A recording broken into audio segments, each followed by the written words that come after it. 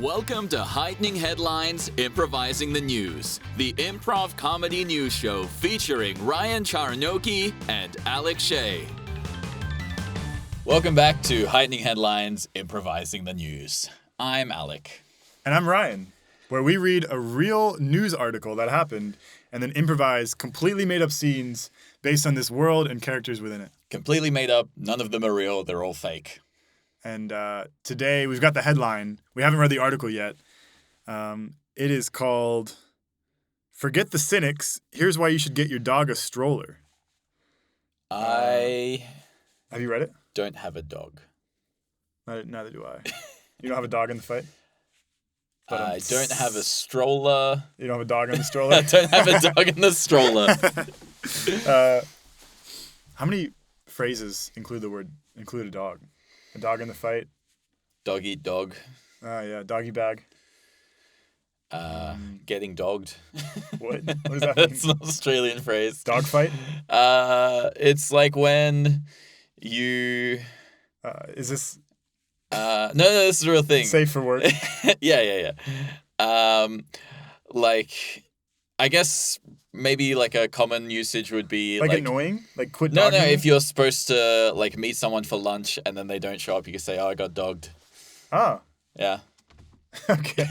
It's an Australian thing. It's very Australian. You wouldn't say I got kangaroo? I don't even use that phrase. I got koala'd? I got koala'd. I got quokkered. Quokkered? Got quokkered. Have you ever been bitten by a snake? No. Okay. That's anticlimactic. Anyways, he's from Australia. You got to ask him. I'm going to ask you every episode at this point. If I'm from Australia? No, if you've gotten bitten by a snake. Yeah, because that's likely to change between this episode and the next one, now that I don't live in Australia. I mean, you never know. There's Them zoos. German snakes. There's zoos. All right. A stroller is what you put your kids in to walk them around, in case you don't know. In Australia, we call them a pram. Of course you do. Yeah. Because you can't speak English there.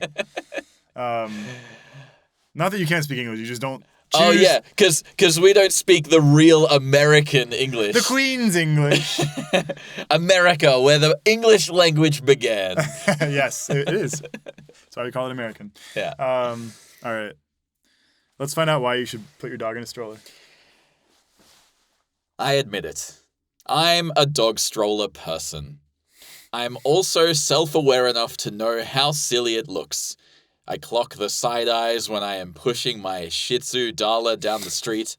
I am very aware of the mums with baby strollers who look at me like, "Are you kidding?" And the smirkers who assume that I must be some kind of cartoon villain who spoon-feeds her dog Fillet Mignon from a crystal goblet. I don't, to be clear. I am aware of the sentiment in the last charitable corners of the internet that putting a dog in a stroller is a sign of mental disorder. I try to stay out of those corners. It all started with my neighbor putting a Little Mermaid baby stroller in the recycling area of our building. It was a cheap, foldable thing. My husband, Mark, thought it would be funny to plop Darla in it for a cute photo op. As soon as she was deposited, her entire body melted into the seat, and she wore a contented expression that we had never seen in the year or so since we adopted her. Of course she did. I mean, what's surprising about this? Uh-oh, we said to each other. We were still getting to know Darla. I love the tension buildup of this. It's like if it was like a heart transplant. It's like a Reddit story. Yeah, for real. We had won her in a contest. Sort of. What? A mullet contest? Does this dog have a mullet? Must be. Early in the pandemic, when we were all working from home, my mum called me one morning to insist that I turn on the TV. It was Pet Adoption Week on Live with Kelly and Ryan. Oh. You work in pet adoption? Yeah, with Kelly. Ah, cool. And the hosts were hoisting up a confused-looking little black fluff ball. No way. My mum told us that Mark and I should adopt her. "Mum," I said, "isn't this a national TV show? I'm sure they get like 1 million adoptions." But I filled one out anyway. Pretty well, apparently. Because a few days later, Darla was ours. Aw. I still feel like what if it's the only one they got? Like, it could have been. I got one. I also still feel like we're a long way from the dog stroller part. I like the concept of feeding your dog filet mignon and caviar. Like Filet Mignon. Min dog. Oh, that's horrible. That's cannibalism. I guess it would be. Do all animals have a filet mignon? Do dogs? I guess it depends on if they have a fillet cut of their body. I think that's what filet mignon is. It's like the specific cut. Do you have a filet? I have no idea. Oh, we should find that out. I have a rump. We know that. So do I. Mark and I quickly discovered that the weird thing about Darla... I have a rump. Sorry. Mark and I quickly discovered that the one weird thing about Darla was that she had a massive rump. All dogs have at least one weird thing, is that she walks really slowly, like turtle slow. There's nothing wrong with her. She's just leisurely. Darla had belonged to backyard breeders and birthed at least 2 litters. When they were done with her, they gave her away. I wanted to let her putter around as she pleased, but this presented some problems. There's a lovely park a few blocks away, but Darla walked so slowly that by the time we got there, it was usually time to turn around and go home. It wouldn't be great, Mark and I thought. Oh, wouldn't it be great, Mark and I thought, if we could hightail it to the park with plenty of time to romp around. Now mermaids... Freudian slip. I love this story, how dramatic it is. Like imagine if somebody spoke in the style of this writing. Like this really rings of, I mean, I guess you admitted it at the start. I'm doing something stupid, so I'm going to use as many fancy words and fancy ways of writing as possible to convince you that I'm actually not that stupid. Yeah, fair enough. Now, mermaid stroller in hand, the world opened up to us.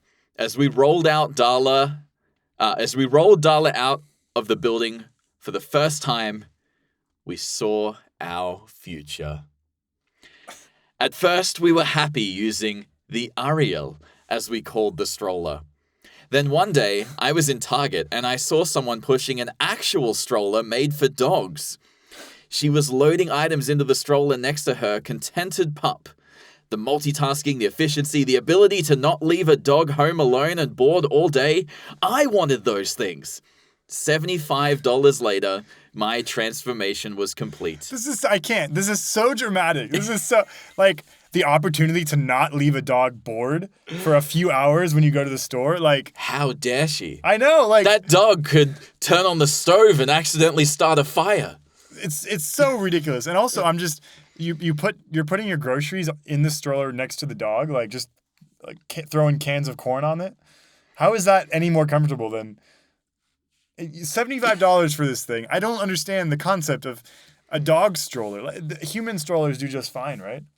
Oh my gosh, rich people. I mean, to be fair, I would argue that the anatomy of a human baby and a dog is a little different. I mean, fair enough. So I can imagine wanting something that's anatomically appropriate for the species of animal that is going in it. Species of... Did you call babies animal? Yeah, animals? We're all animals, bro. Okay. $75 on a stroller. There's so many other things you could buy with $75. I posted a picture on Instagram of Darla's big round eyes peeking out of her shiny new throne. Eyes. Oh, okay. What did you think I said? Rump? No, I didn't know. It's happening, I wrote. The stroller's many practical benefits quickly became obvious. I could wheel her all over town while doing errands, and the stroller had enough room to fit her and a full bag of groceries. Oh, gosh. There was another storage compartment underneath, great for taking packages to the post office. In summertime, we packed the stroller with supplies and picnicked in the park, our iced coffees clinking like wind chimes along the way, snug in their cup holders. In winter, we didn't have to worry about sidewalks covered with poor stinging rock salt. Sorry, I have to stop you at our lattes, our coffees. Our iced coffees clinking like wind chimes along the way. Who is our lattes? Does this dog get a latte? I think she means her and her husband, Mark. I hope so. I hope so. But they do have puppy chinos. Also, that's a thing. I hope it's for the dog, honestly. At the rate of the story is going. Also, you just said it's made for dogs. She just said you can fit the dog and a bag of groceries inside of it. So, okay, it's made for dogs and groceries. But like... So are most baby strollers. But it's a separate compartment. You don't just throw it with the baby. Yeah. I mean... No, that's what she said. It's a compartment underneath that fits the groceries. She said it can fit the dog and a bag of groceries, and there's also a compartment underneath. So that means she's putting it in there with the dog. Maybe. Honey, what do you want for dinner tonight? Sea urchin? All right, great. I'll pick some up at the store. Just throw it in there with the dog. I mean... You've never had dog-licked sea urchin? Dog-licked sea urchin? Yeah. The poor dog. Just like cans of beans on top of it. Oh my goodness. Maybe he's riding... No, she's riding the beans. Also, what dog does not absolutely tear into food when it's right next to it? That sounds like a new phrase we should start using. We had like dog eat dog and all of those. My dog's riding the beans. Riding the beans? My dog's riding the beans. That sounds dirty. I sounds like it's smelly. I think it sounds like if you bet on something and it looks like you're gonna win, you could say, "Oh, my dog's riding the beans." I wanna dive into this. I wanna be this author, actually. We have... No, I know we have... Oh, actually, no, we're like 3/4 of the way through. All right. Let's smash it out. Where are we? In winter, we didn't have to worry about sidewalks covered in poor stinging rock salt. The stroller gave me a way to understand what Darla wanted. Whenever she got tired of walking, she did little hops against the stroller that I would heave her in. For every onlooker who scoffs, there's another who gets a real kick out of her.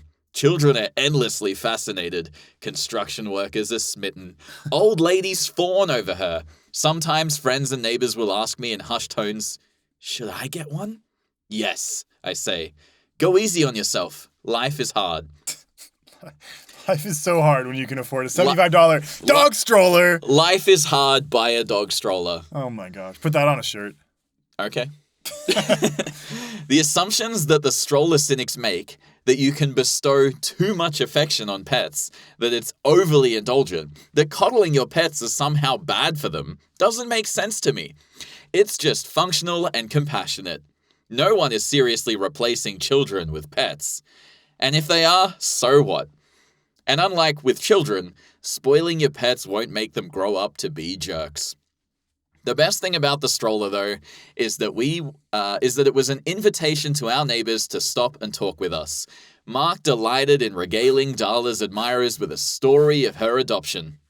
He would pull out his phone on the street, in the park, in an elevator to show his unsuspecting victims screenshots of Kelly Ripa holding Darla aloft like a Lion King, while I rolled my eyes laughing at his shtick and chiming in with my parts. On July 5th, a few years after we adopted Darla, a terrible thing happened. Oh dear. Oh wow, this actually gets really dark. No. Mark died of complications from lung cancer. Oh my gosh. It was unexpected, and I was in shock. In the months of my post-trauma haze, the only times I could muster the ability to leave the house was to walk Darla. I wheeled her to the park daily, and we sat by the East River.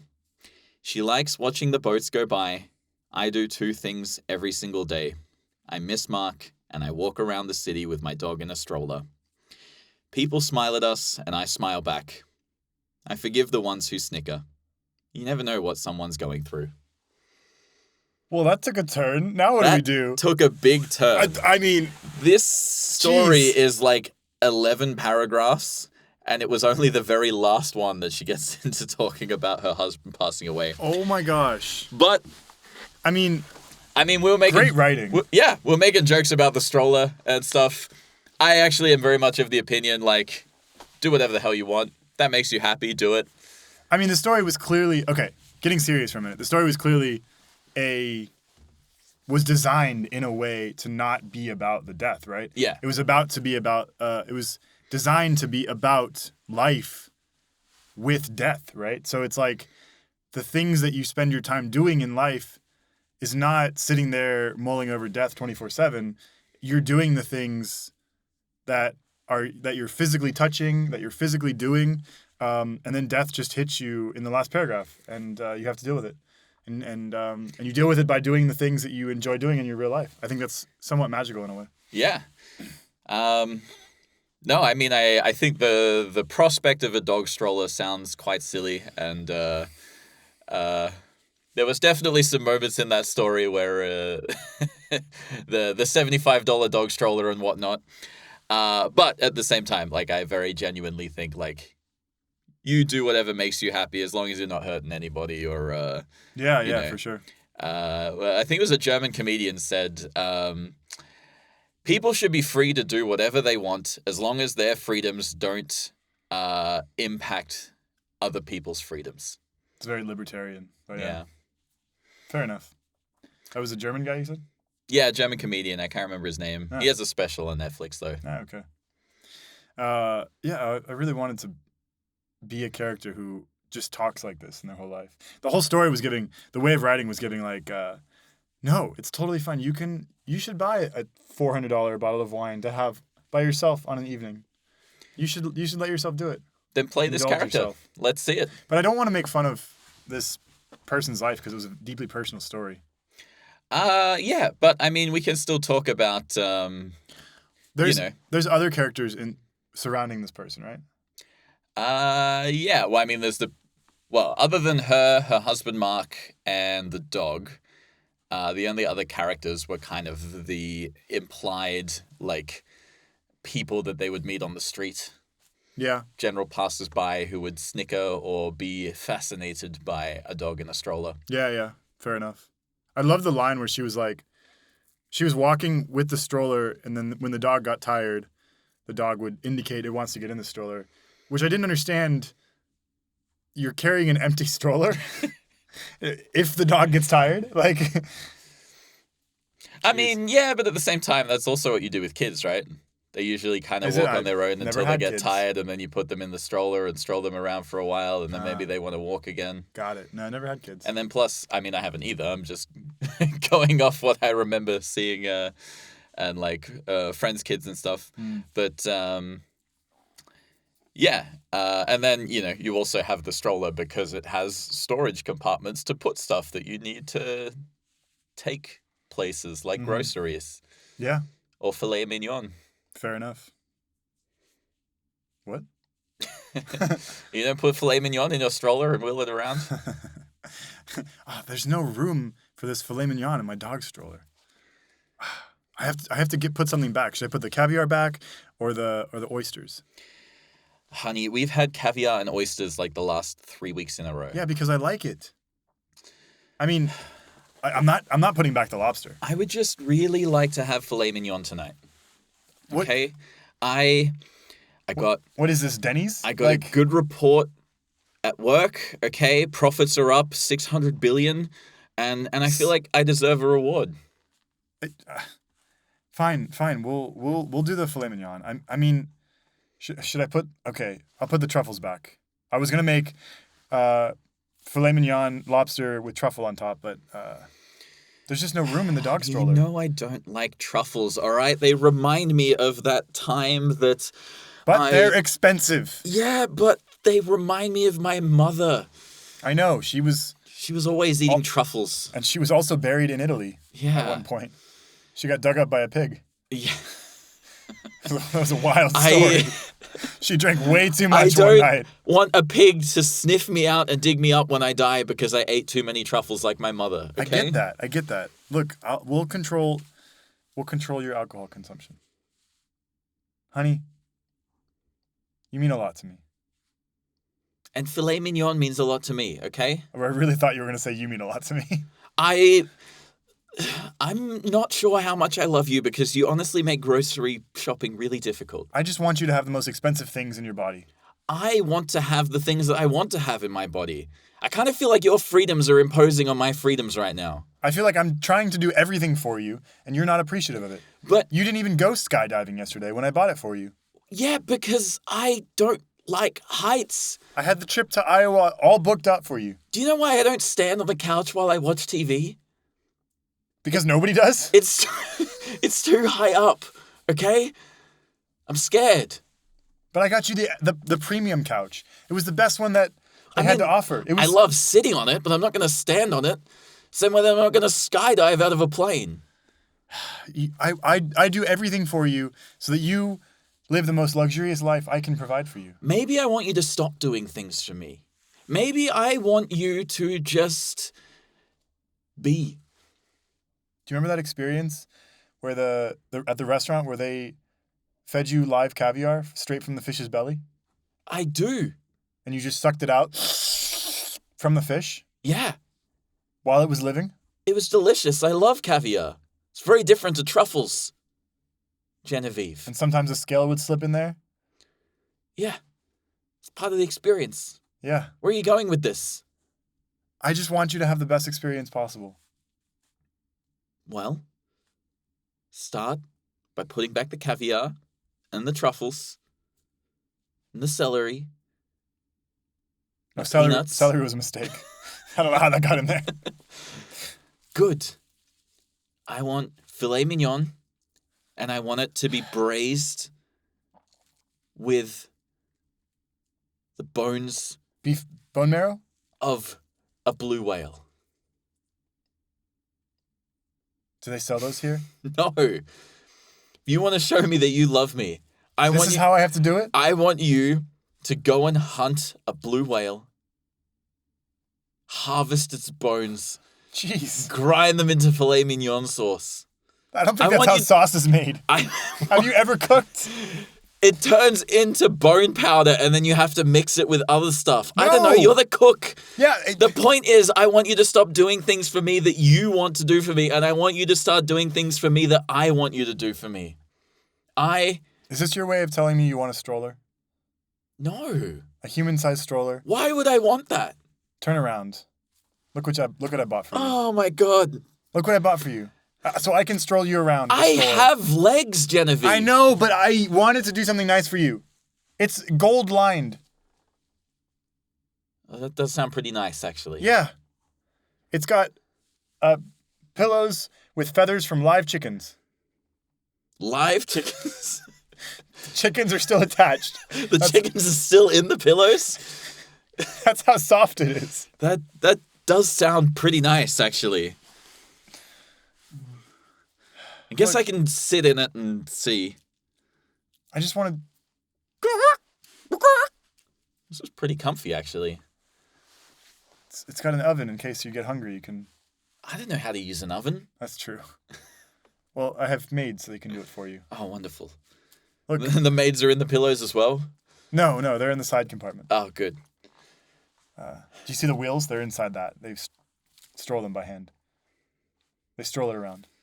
Look, This is pretty comfy, actually. I could get used to this. I just want to make you feel as special as I feel. And I feel like $1 trillion around you.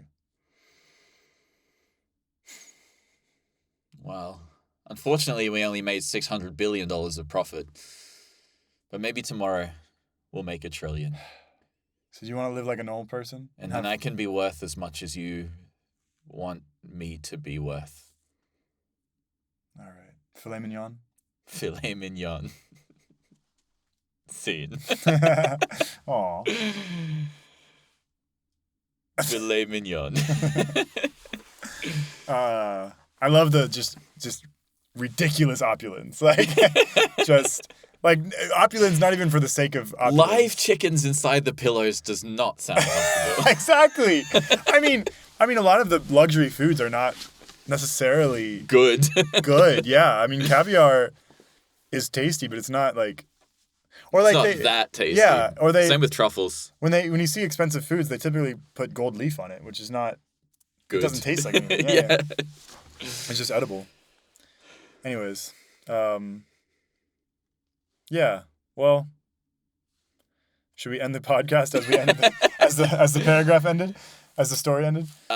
With one of us dying? No. That's not what I meant. No, in all seriousness, I think it was a really beautiful story. And yeah, I think it very effectively used a hook that it knew would draw people in to explain. I mean, in coping. some ways, I also feel like it was written in a way that felt a little bit infuriating. Yeah. Intentionally. Yeah. So that I felt like the point was so that it could surprise us with the ending. Yeah. It was an article about coping in the end. So Coping kudos to who was the writer? Kudos to it's from the New York Times. Amy Kellner. Amy Kellner. Kudos to Amy Kellner. While I'm probably the kind of person to see a dog in a stroller and laugh at it, I also think that if you want to put your dog in a stroller, you put your dog in a stroller. Live your life and let that dog live its. Yeah, just don't put sea urchin next to it. But I wonder how you buy sea urchin. I don't think there's many people doing that, to be honest. The first thing that came to mind when she was like, I put my bag of groceries next to the dog. It's like, sea urchin. It's pointy things. Something's going to stick out. You go to the local supermarket here in Munich and you're like, oh man, I got to get all my sea usual urchin, groceries. please. I got to get bread. I got to get milk. I got to get coffee. I got to get sea urchins. I think it's called umami. Umami is a flavor. But I think discovered by a Japanese guy. I think sea urchin is called Uni. Uni. Yeah. Yeah. Two completely unrelated words. Okay, they're not completely unrelated. Uni means sea urchin. Umami comes from the word umaya, which means delicious. So actually, umami just means deliciousness. Oh. Technically. Umami. Ooh, umami. Ooh, mummy. Yeah. Very beautiful article. I wonder can you imagine being in school and like her writings are like that good? Like just write a letter to Santa, everybody.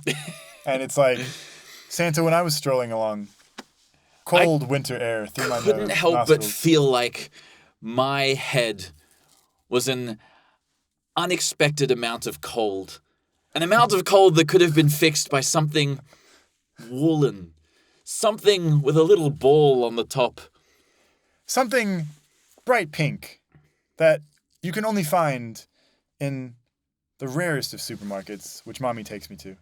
But can much more commonly be found in most clothing stores. Mother said to me the other day, Daughter, you will never be worthy of a beanie. But you will be worthy of dinner tonight. Here you go. Have your sea urchin. Yes, every night my mother tells me if I'm worthy of dinner or not. It's her way of telling me she loves me. And Santa, this is my way of telling you that I want a beanie for Christmas.